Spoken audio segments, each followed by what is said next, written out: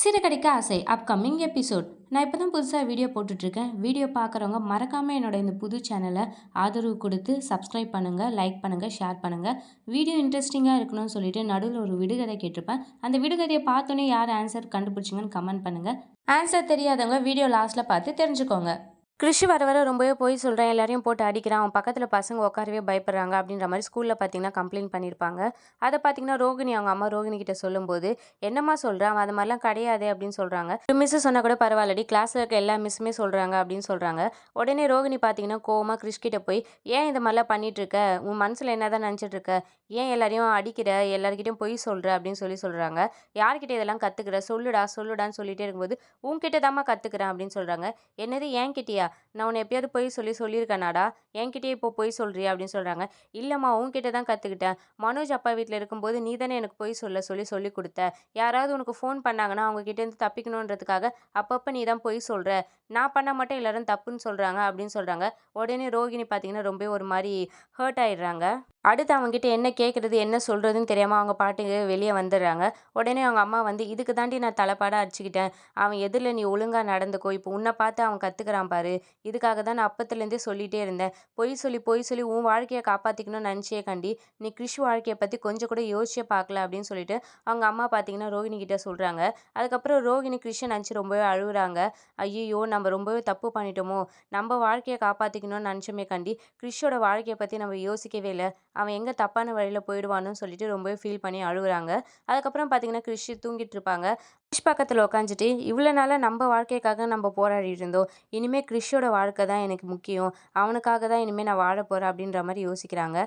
அதுக்கப்புறம் முத்துவை காட்டுறாங்க. முத்து வீட்டுக்கு வராது. மீனா சீக்கிரமா உனக்கு ஒரு குட் நியூஸ் வச்சுருக்கேன் அப்படின்னு சொல்கிறாங்க. என்னங்க சொல்கிறீங்க அப்படின்னு சொல்கிறாங்க.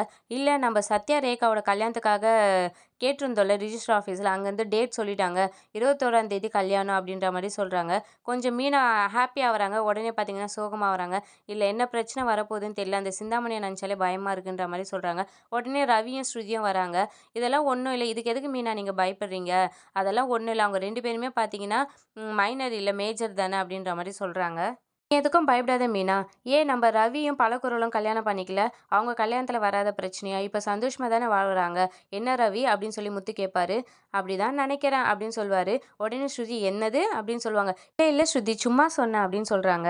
முத்து அதுக்கப்புறம் ஏன் பலகுரல் அவங்க அப்பா அம்மாலாம் வந்து இப்போ பேசலையா, அது மாதிரி போக போக சரியாயிடும் அப்படின்னு சொல்கிறாங்க.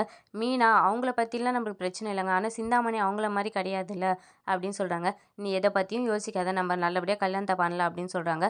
அந்த டைம் பார்த்தீங்கன்னா அண்ணாமலை வராரு. உங்ககிட்ட ஒரு முக்கியமான விஷயம் சொல்லணும்ப்பா அப்படின்னு சொல்லிட்டு அண்ணாமலையை உட்கார வச்சுட்டு, அவர்கிட்ட அந்த ரிஜிஸ்டர் ஆஃபீஸ்லேருந்து மேரேஜ்க்கான டேட் வந்துடுச்சு, வர புதன்கிழமை பண்ணிக்கலாம்னு சொல்லிட்டாங்க அப்படின்னு சொல்கிறாங்க. விஜயாவும் அந்த டைமில் இருக்காங்க. அவங்க பார்த்தீங்கன்னா உடனே பார்த்தீங்கன்னா, கல்யாண தேதியே குறிச்சாச்சா, நல்லது நல்லது, ரொம்ப நல்லபடியாக கல்யாணத்தை நடத்துங்க, சந்தோஷமாக நடத்துங்க அப்படின்னு பார்த்தீங்கன்னா விஜயா சொல்கிறாங்க. உடனே ஸ்ருதியில், நீங்கள் சத்யா கல்யாணத்துக்காகலாம் இவ்வளோ சந்தோஷப்பட மாட்டீங்களே அப்படின்னு சொல்லி கேட்குறாங்க. உடனே முத்து, அது ஒன்றும் இல்லை பலகுரலே, சத்யாவுக்கு கல்யாணத்தை நினச்சி அவங்களுக்கு சந்தோஷம் இல்லை, சிந்தாமணி பொண்ணுக்கு சத்யா கூட கல்யாணம் நடக்கிறதுனால தான் அவங்களுக்கு அவ்வளோ சந்தோஷம் அப்படின்னு சொல்கிறாங்க. அதுக்கப்புறம் முத்து அதெல்லாம் விடுங்கப்பா, இப்போ பையன் வீட்டு சைடில் எந்த பிரச்சனையும் இல்லை, எல்லாருக்குமே ஒரு சம்மதம் தான், இப்போ பொண்ணு வீட்டு சைடு தான்ப்பா பிரச்சனை அப்படின்னு சொல்லி பேசிகிட்டு இருக்காரு. உடனே அண்ணாமலை பார்த்தீங்கன்னா, பொண்ணு வீட்டு சைட்லேயும் நீ கல்யாணம் நடக்கிறத பற்றி நீ இன்ஃபார்ம் பண்ணணும், அதுதான் முறையும் கூட, நாளைக்கு அவங்க பொண்ணு கல்யாணத்தை கூட நம்ம சொல்லலைன்னு அவங்க வருத்தப்படக்கூடாது அப்படின்னு சொல்கிறாரு. உடனே முத்து, அப்பா இதெல்லாம் நடக்கிற காரியமாப்பா, அந்த சிந்தாமணியில் இதுக்கெல்லாம் ஒத்துக்கவே மாட்டாங்கப்பா அப்படின்னு சொல்கிறாங்க. விஜயாவும் ஆமாம் அவளுக்கு தெரிஞ்சு அவள் கல்யாணத்தையே நிறுத்திடுவா அப்படின்னு சொல்கிறாங்க. மீனா பார்த்தீங்கன்னா மாமா சொல்கிறது கரெக்டு தான், அவங்க பொண்ணுக்கு கல்யாணம் அது அவங்கக்கிட்டே சொல்லனா எப்படி அப்படின்னு சொல்கிறாங்க. இன்றைய விடுகதை, உடம்பெல்லாம் தங்க நிறம், தலையில் பச்சை கிரீடம், அது என்ன? அதுக்கப்புறம் பார்த்தீங்கன்னா முத்துவும் மீனாவும் பார்த்தீங்கன்னா சிந்தாமணி வீட்டுக்கு போகிறாங்க. அங்கே சிந்தாமணி ஆட்கள்லாம் எதுக்கு இங்கே வந்திருக்கு அப்படின்னு கேட்குறாங்க. நான் சிந்தாமணியை பார்க்கணும்னு சொல்கிறாங்க. அதுக்கப்புறம் அவங்க சிந்தாமணி கிட்ட வந்து முத்துவும் மீனாவும் வந்திருக்காங்கன்னு சொல்கிறாங்க. சரி உள்ளே வர சொல்லு அப்படின்னு சொல்கிறாங்க. உள்ளே அவங்க பார்த்தீங்கன்னா தட்டில் பழம் எல்லாத்தையும் வச்சு எடுத்துகிட்டு போயிருப்பாங்க. அதை பார்த்தோன்னே, என்ன புருஷன் பொண்டாட்டியும் வீடு வீடாக தட்டோடு போக ஆரம்பிச்சிட்டிங்களா, என்ன கஷ்டமா என்ன அப்படின்னு சொல்லி கேட்குறாங்க. எங்களுக்கு எந்த கஷ்டம் வந்தாலும் அதை நாங்கள் பார்த்துக்குவோம், ரேகாவுக்கும் கல்யாணம் வச்சுருக்கோம், அடுத்த வாரம் ரிஜிஸ்டர் ஆஃபீஸில் கல்யாணம் அப்படின்னு மீனா சொல்கிறாங்க. உடனே சிந்தாமணி பார்த்தீங்கன்னா கோவத்தில் அந்த தட்டெல்லாம் தூக்கி விசிறிச்சிடுறாங்க.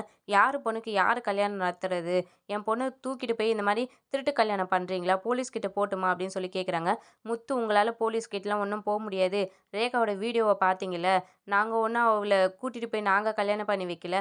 அவளா தான் வந்திருக்கா அப்படின்னு சொல்றாங்க. நீங்களே கல்யாணம் பண்ணி வச்சிருந்தீங்கன்னா, அவ ஏன் எங்ககிட்ட வரப்போறா? எங்கள தேடி வரப்போறா அப்படின்னு முத்து சொல்றாரு.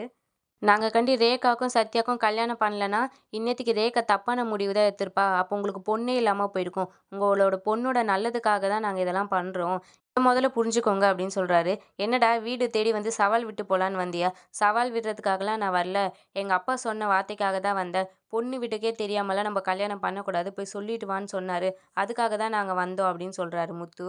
உடனே சிந்தாமணி அவங்க ஹஸ்பண்ட் பார்த்தீங்கன்னா, என்கிட்ட வேலை செய்றவன் வந்து என் பொண்ண லவ் பண்றேன்னு சொன்னா உடனே குத்துற முடியுமா? எல்லாம் என் சொத்துக்கு ஆசைப்பட்டு தானே பண்றான் அப்படின்னு சொல்றாங்க. மீனா சொத்துக்கு ஆசைப்படுறவங்க நாங்க இல்ல. உழைச்சு சம்பாதிக்கணும்னு நெனைக்கிறவங்க. எப்பவும் யாரோட பணத்திலும் வாழணும்னு நம்ப மாட்டோம் அப்படின்னு சொல்றாங்க. முத்து பார்த்தீங்கன்னா, முதல்ல எங்க வீட்ட ஏமாத்தி எழுதி வாங்கணும்னு நெனச்சதே உங்க பொண்டாட்டி தான் அப்படின்னு முத்து சொல்றாரு. நீங்க ஃபினான்ஸ் கம்பெனில அதிகமா வட்டிய வுட்டு வாங்கிட்டு இருந்தவ தானே! அத நியாயமா மாத்துனது சத்யா தானே!